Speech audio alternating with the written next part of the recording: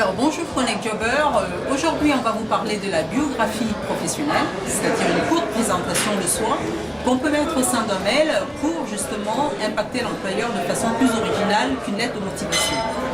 Alors la biographie professionnelle, il y a plusieurs questions auxquelles on doit répondre, il faut pouvoir les répondre dans un certain ordre. Et je vais vous proposer aujourd'hui les questions qui vont vous permettre d'écrire votre propre biographie et qui vous permettront effectivement de faire la différence. Alors la première question, c'est que faites-vous? C'est-à-dire vous présentez par votre nom, votre prénom et votre secteur d'activité. C'est-à-dire je travaille dans tel métier ou je travaille dans tel secteur d'activité. Ensuite, on définit à qui on s'adresse, c'est-à-dire que je travaille pour quelle cible, et on propose donc une définition de la cible.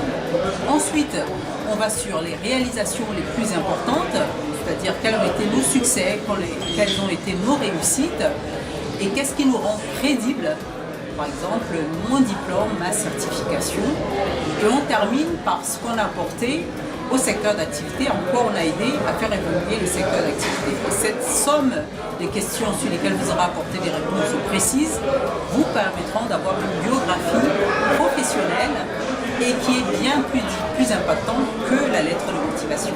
Alors n'oubliez pas, pour synthétiser, on commence par se présenter, on parle de son secteur d'activité, on parle de sa cible, on parle de ses réalisations, succès, réussites.